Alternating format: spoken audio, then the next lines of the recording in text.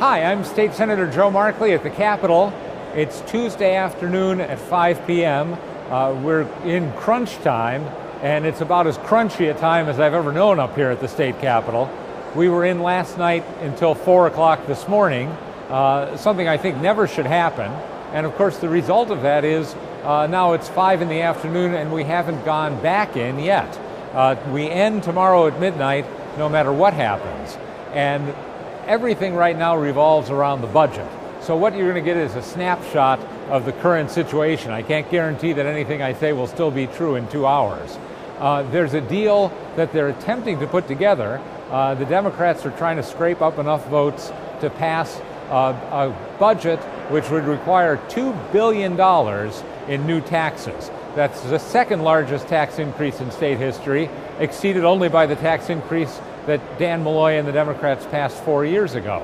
And to give you a quick rundown on some of the things in that tax increase, the property tax credit, which is money straight off the top of your state income taxes if you pay a property tax, would be reduced by $100. So right off, you get $100 out of your pocket into the general fund.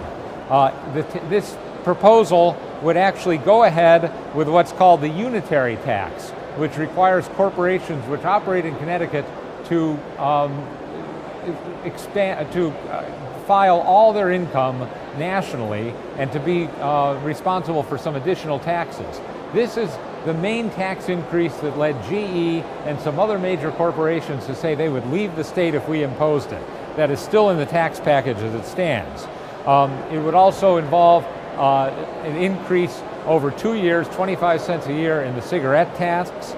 It increases the tax on hospitals by over $200 million. I feel like every time I talk about a tax package, there's a hospital tax increase.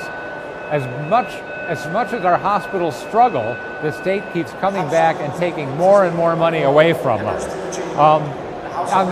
In the area of ridiculous proposals, they talk about extending alcohol sales yet another hour in the hopes that somehow this will increase state income.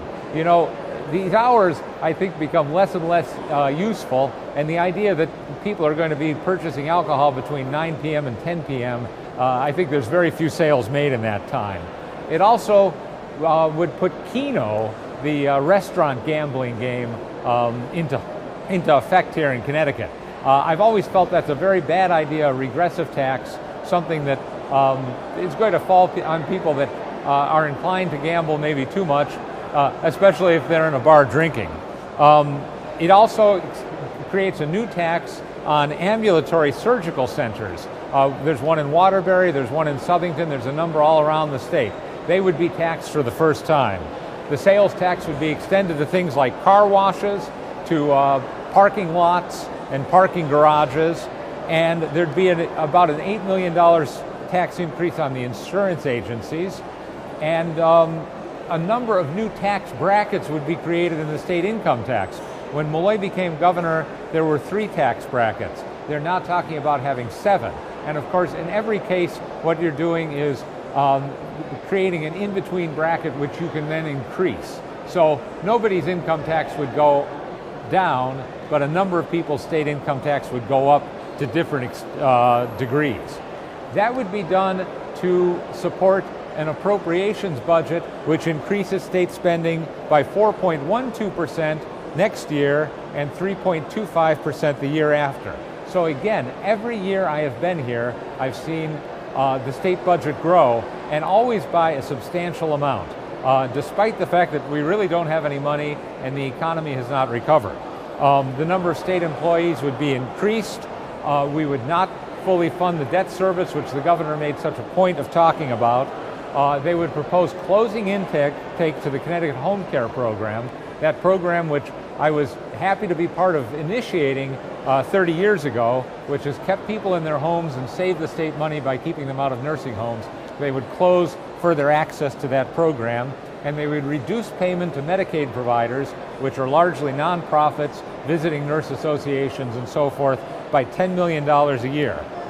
It also reduces funding. It doesn't eliminate, but reduces funding for the military honor guards. I was at a rally not too long ago where those people showed up and said, please don't do this. We're doing it to save a small amount of money in the budget. I will definitely offer an amendment to restore full funding of that.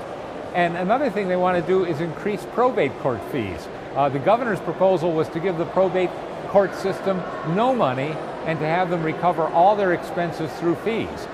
In talking to probate court administrators, that would result in some estates paying hundreds of thousands of dollars, even as much as $1 million in probate fees. What would the effect of that be? It would be for people to move out of state. We would lose that inheritance tax income altogether. It just is the kind of thing that won't work.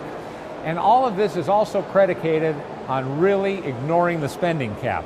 For the first time in history, since that spending cap was initiated back in 1992, we would change the basic definitions of the spending cap, redefine what debt is in order to give ourselves more room to spend under the spending cap, and modify the way in which we measure personal income growth to make it look higher than it actually is.